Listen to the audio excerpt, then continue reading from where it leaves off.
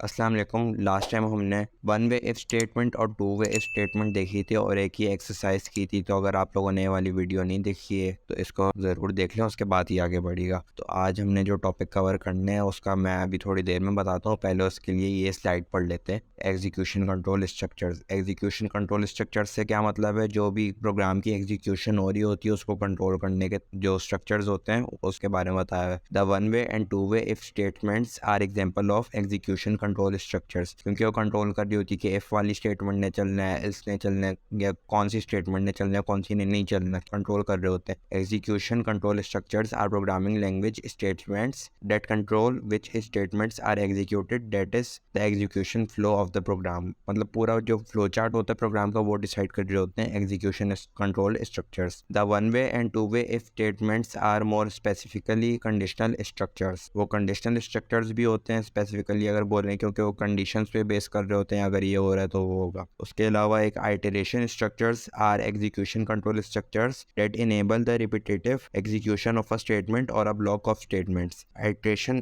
का मतलब ये होता है किसी भी चीज को रिपीटेडली करना, बार बार करना। जो आइटरेशन स्ट्रक्चर्स होते हैं वो एग्जीक्यूशन कंट्रोल स्ट्रक्चर्स में इनेबल करते हैं किसी भी प्रोग्राम को बार बार चलाने के लिए। इसमें जो सबसे आगे मेन है वो for loop statement. The for loop statement is an iteration structure that executes a block of code for every item of a sequence. Her item के लिए वो दोबारा कोड को चलाता है। फॉर लूप का मतलब ये कि for every iteration in the given, जो भी आपने ऑब्जेक्ट इसको दिया हुआ है, स्ट्रिंग या लिस्ट है कुछ भी, उसमें जितने भी आइटम होंगे उतनी बार ये चलेगा। और आज का हमारा टॉपिक भी यही है, for loop. For loop executes a block of code for every item of a sequence. अब सबसे पहले आइडियली खोल लेते हैं। जब सबसे पहले इसको देख लेते हैं कि यहाँ पे लिखा हुआ है कि यहाँ पे देखो सबसे पहले एक नेम के नाम से वेरिएबल डिफाइन किया है जिसमें हमने रखा हुआ है स्ट्रिंग एप्पल। ये लिखने का तरीका है फॉर लूप। इसको मैं यहाँ पे लिख के दिखाता हूँ। सबसे पहले लिखना है फॉर, ऑरेंज हो गया, ठीक है। इसके बाद आपने कोई भी वेरिएबल लिखना है। वेरिएबल जरूरी नहीं है पहले डिफाइन हो ना हो, इधर आप कोई भी वेरिएबल डाल सकते हो। फॉर एग्जाम्पल मैंने लिख दिया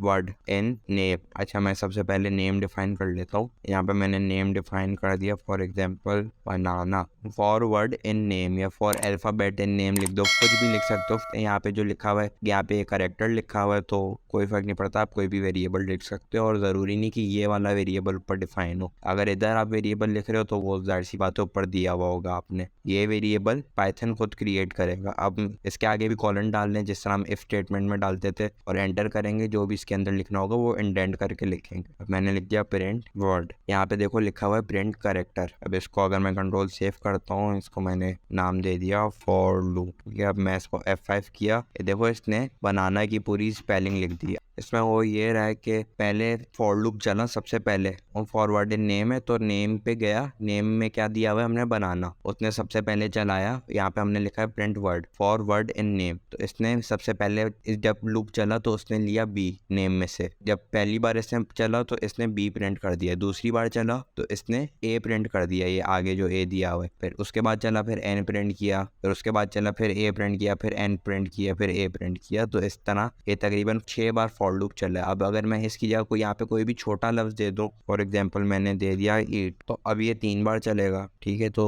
अब यहाँ पे हम कुछ भी लिख सकते हैं। यहाँ पे ज़रूरी नहीं कि ये प्रिंट करना लाजमी। अगर मैं यहाँ पे लिख दूँ 1+2 तो देखो 3 इसने 3 बार प्रिंट कर दिया। यहाँ पे मैं लिख सकता हूँ प्रिंट प्रोग्राम इज रनिंग, तो ये भी 3 बार प्रिंट कर दिया। प्रोग्राम उतनी बार चलेगा जितनी बार आपने इसके अंदर करेक्टर्स दिए हुए होंगे, या फिर जितनी बार जितना आपका लंबा ऑब्जेक्ट होगा। यहाँ पे हम लिस्ट भी रख सकते हैं लेकिन इंटीजर नहीं रख सकते। मैं आपको इंटीजर देने का भी तरीका बताऊंगा। अब चलते हैं, यहाँ पे भी देखो लिखा हुआ है कि जब पहली बार चलेगा तो ए आएगा, फिर दूसरी बार चलेगा तो पी आएगा, फिर तीसरी बार चलेगा फिर पी आएगा, फिर चौथी बार चलेगा एल आएगा, पांचवी बार चलेगा ई आएगा, इस प्रोग्राम के मुताबिक। अब यहाँ पे लिखा है sequence can be string or list, मतलब लिस्ट को भी हम रख सकते हैं सीक्वेंस के अंदर। अब फॉर एग्जांपल अगर मैं यहाँ पे एक लिस्ट डिफाइन कर रहा हूँ और मैंने डाल दिया ऑरेंज, 3 ऑब्जेक्ट काफी मेरे ख्याल से। अब आपके लिहाज से कितनी बार चलेगा प्रोग्राम? 3 बार चलेगा, क्योंकि अगर इसके आप आइटम्स देखो इसके अंदर कितने हैं, एक आइटम एप्पल है, एक आइटम बनाना है, एक आइटम ऑरेंज है। तो इसको, और यहाँ पे मैंने वेरिएबल चेंज करना भूल गया। तो अब देखो ये सेव किया, प्रोग्राम इस रनिंग चल गया। अब यही अगर मैं प्रिंट प्रोग्राम इस रनिंग की जगह अगर मैं वर्ड लिख दूँ, या वर्ड को छोड़ो, मैं इसकी आसानी के लिए ताकि आप लोगों को समझ में आए, यहाँ पे मैं लिख रहा हूँ आइटम, ठीक है, क्योंकि लिस्ट के अंदर भी आइटम होते हैं। कोई आप वेरिएबल नेम दे दिए, जिस तरह नेम के अंदर भी आइटम ही होते हैं। आपने एप्पल लिखा, एक आइटम होगा, फिर उस स्ट्रिंग के अंदर P एक आइटम होगा, उसके बाद दोबारा P आइटम होगा एंड सो ऑन। तो इसको मैं प्रिंट किया, इसने देखो तीनों प्रिंट कर दिया, एप्पल, बनाना, ऑरेंज। अब जिस तरह हमने इफ स्टेटमेंट पढ़ी थी तो मैं इसी को कॉपी कर रहा हूँ। ज़रूरी नहीं कि आप वेरिएबल पहले डिफाइन करो, आप सीधे ये चीज़ उठा के आगे भी लिख ही सकते हो। यहाँ पे देखो जिस तरह वेरिएबल डिफाइन नहीं किया हुआ है, इसको मैं पहले सही कर दूँ, इसका जो हशर नशर हुआ हुआ है। ये देखो मैंने इसको फॉर लूप से बाहर रखा, ठीक है, मैंने डन को फॉर लूप से बाहर रखा, क्योंकि अगर इसको मैं फॉर लूप में रखूंगा तो ये पता नहीं जितनी बार भी ये लूप चलेगा उतनी बार मेरे पास डन लिखा आ जाएगा। अब इसको शुरू से देखते हैं कि यहाँ पे हो क्या रहा है। पहले हमने एक forward in stop desktop post top लिखा, ये एक आगे लिस्ट दी हुई हमने। इस लिस्ट को पहले आप वेरिएबल में डिफाइन करके भी कर सकते हो, आगे डायरेक्ट भी लिख सकते हो। उसके बाद हम कर रहे हैं इफ स्टेटमेंट का यूज के इफ टॉप इन वर्ड, अगर वर्ड के अंदर जो भी वर्ड पे जा रहा है, जिस वर्ड के ऊपर भी है ये, ठीक है, अगर उसके अंदर टॉप आ रहा है तो उसको प्रिंट कर दो, वरना ये छोड़ देगा। अब इस प्रोग्राम को रन करके देखते हैं।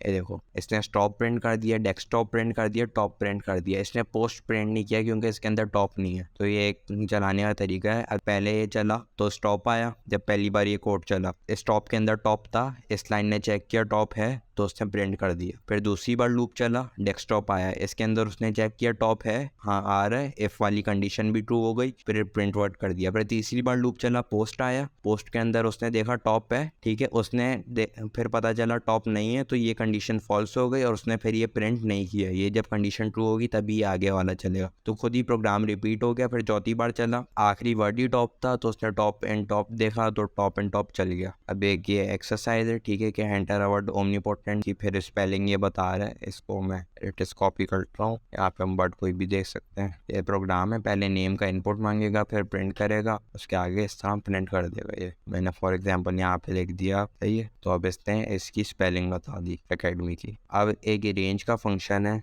रेंज भी एक फंक्शन है। अब इसका इस्तेमाल मैं बताता हूँ किस तरह करना है। Function range is use to iterate over a sequence of numbers in a specified range. मतलब आप एक रेंज दे दोगे कि फॉर एग्जांपल 10 तक करना है, 20 तक करना है, और फिर ये जब भी आप उसको फॉर लूप के अंदर रखोगे तो पूरी रेंज के ऊपर आइटरेट करेगा, क्योंकि यहाँ पे आप इंटीजर नहीं दे सकते। फॉर एग्जांपल अगर मैं नेम इज इक्वल टू 5 किया, अब मैं अगर करता हूँ तो ये क्या प्रिंट कर रहा है, देखो integer object is not iterable. इस वजह से हम इंटीजर को यूज नहीं कर सकते और हम यूज करते हैं रेंज को। रेंज का देखो एक फंक्शन है, रेंज हो गया पर्पल फंक्शन है तो इसके आगे ब्रैकेट लगाना लाजमी, आगे हमने लिख दिया 10। अब मैं इसको प्रिंट करता हूँ तो ये देखो इसने 0 से 9 तक प्रिंट कर दिया। 0 से 9 तक प्रिंट इसलिए कर रहा है क्योंकि 0 से शुरू होता है और जो भी आप वैल्यू डालते हो उससे एक वैल्यू पहले रुक जाता है रेंज का फंक्शन। मतलब अगर आपने 10 डाली है तो 9 पे रुकेगा, 20 डालोगे तो 19 पे रुकेगा। 20 भी डाल के दिखा देता हूँ, ये देखो यहाँ पे 19 पे रुक गया। अच्छा, तो to iterate over the n numbers 0 1 2, ठीक है, n-1। तो इसमें वही चीज़ बता रहे जो मैंने यहाँ पे आपको अभी करके दिखाई थी कि अगर आप 20 डालोगे तो वो n-1 पे रुक जाएगा, जो भी आप n डालोगे उससे पहले रुक जाएगा और 0 से शुरू होगा। अब यहाँ पे हम नेक्स्ट स्लाइड के ऊपर आते हैं। यहाँ पे पहले आप एग्जांपल्स भी एक बार देख लो कि अगर हमने 0 रखा है तो इसने कुछ भी प्रिंट नहीं किया, 1 रखा है तो सिर्फ 0 प्रिंट किया है क्योंकि 1 नहीं आएगा n-1 की वजह से, 4 रखा है तो 0 1 2 3 आ गए। वैसे देखो 4 कैरेक्टर्स ही आ रहे हैं 1 2 3, लेकिन क्योंकि 0 से शुरू हो रहा है, n-1 पे रुक रहा है तो 3 पे रुक जाएगा। ये एक और तरीका है इसी रेंज को यूज करने का कि देखो चलो यहाँ पे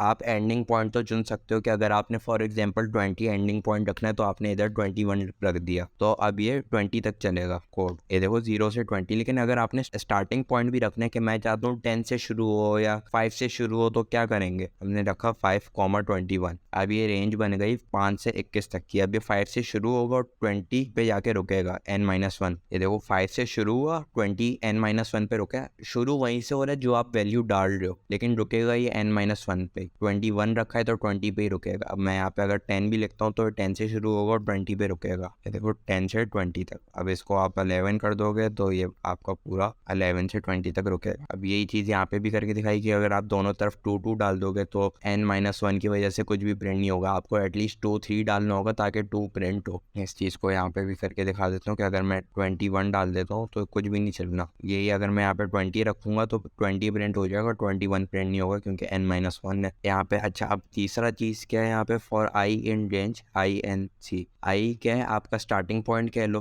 n क्या है आपका स्टॉपिंग पॉइंट, वैसे ही n-1 होता है, ठीक है, लेकिन जो भी आपका ये रेंज होती है, अगर आपने 21 डाला है तो 20 पे रुकेगा n-1 पे। सी क्या है, सी को कहते हैं स्टेप साइज। अब अगर मैं फॉर एग्जांपल यहाँ पे मैंने वापस इसको मैं कर देता हूँ 10, अब मैं यहाँ पे अगर डालता हूँ 2, आप खुद ही बताओ यहाँ पे हो क्या रहा है देखना। तो अब देखो इसने क्या किया, 10 से शुरू हुआ, 12 चला, 14 चला, 16 चला, 18 चला, 20 चला। दो क्या कर रहा है, जो भी आपकी रेंज है उसके अंदर गैप कितना आ रहा है, मतलब अगर इसको बाय डिफॉल्ट ही होता है 1, 11 के बाद 12 आएगा, लेकिन अगर आप इसको 2 का डिफरेंस डाल लो तो 11 के बाद 13 आएगा, 13 के बाद आएगा 15।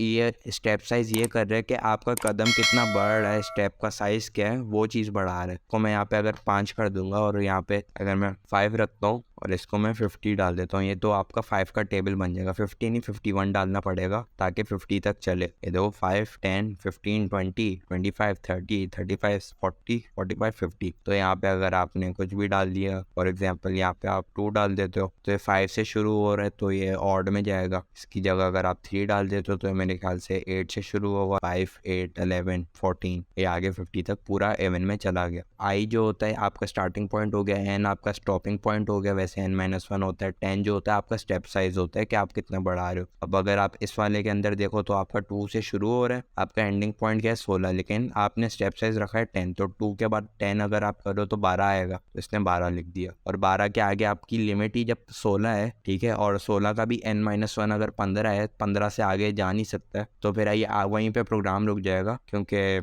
आगे की इसकी लिमिट एक्सीड हो रही होगी। क्योंकि अगर आप 12 के बाद करोगे तो 22 आएगा, लेकिन 22 इस लिमिट से बड़ा है तो इस वजह से प्रोग्राम रुक जाएगा। यही सेम चीज़ यहाँ पे हो रहा है, 0 से शुरू हो रहा है, 16 पे है और 4 यहाँ पे स्टेप साइज है, 4 स्टेप साइज है, तो 0 आया, 4 आया, 8 आया, 12 आया। 16 इसलिए नहीं आया क्योंकि 16 है, अगर 17 होता तो 16 भी आ जाता है n-1 की वजह से। यहाँ पे अगर हमने 2 से शुरू किया और 4 स्टेप साइज रखा है तो 2, 16, 10, 14। ये चीज़ आप खुद ही ट्राई करो कि आप अगर स्टार्टिंग पॉइंट क्या ले रहे हो, स्टॉपिंग पॉइंट क्या ले रहे हो, स्टेप साइज क्या ले रहे हो, तो किस लिहाज से चल रहे हैं, इस चीज़ को खुद ही प्रैक्टिस से स्ट्रॉन्ग करना। अब ये एक्सरसाइज है, इसको आप खुद ही सॉल्व करना है, इसको मैं नहीं बताऊंगा, लेकिन आसान सी है। ये तो देखो 0 से 10 तक प्रिंट करना तो वीडियो के अंदर ही दिखा दिया। फिर 1 से 9 प्रिंट करना भी आसान है, आप इसके अंदर 10 लिमिट रखोगे और स्टार्टिंग पॉइंट आप इसके अंदर 1 ही रखोगे। इसके अंदर आप 0 से 9 रखोगे और स्टेप साइज आपको 2 होगा। और अच्छा, एक चीज़ मैं क्लियर आउट कर दूं कि अगर आपने स्टेप साइज रखना है, क्या अगर आप चाह रहे हो कि आप लिमिट लगाओ 20 की, स्टेप साइज रख दिया 2, तो इस तरह नहीं चलेगा ये, क्योंकि इसके लिए ही समझेगा कि ये स्टार्टिंग पॉइंट है और ये एंडिंग पॉइंट है, इस तरह ये वर्कआउट नहीं करेगा। इसके लिए आपको शुरू में भी लिखना होगा कि 0,20 के स्टार्टिंग पॉइंट 0 ही होगा, 22, क्योंकि अगर बाय डिफ़ॉल्ट अगर आप इसको इसी तरह चलाओगे तो ये कोई ना कोई एरर देगा। ये कोई एरर तो नहीं दिया, लेकिन ये चला भी नहीं क्योंकि 20 से 2 तक कोई रेंज ही नहीं है। ये इसको स्टार्टिंग पॉइंट ले रहा है, इसको स्टॉप। अगर इसको आपने बताना है कि स्टेप साइज है तो यहाँ पे आप 0 रख दो, या अगर आप 1 अपना स्टार्टिंग पॉइंट रखना चाह रहे हो तो वो रख दो, तो अब ये सही चलेगा। उसके अलावा इसके अंदर आपने 1 से 10 तक रखना, और वो इसके अंदर भी 2 स्टेप साइज है। इसके अंदर आपने 20 से 61 रखना है, इसके अंदर आपका 10 स्टेप साइज है। बस तो आज के लेते हैं, इसकी प्रैक्टिस अच्छी कर लेना, बाकी अगली वीडियो में देखेंगे। अल्लाह हाफिज़।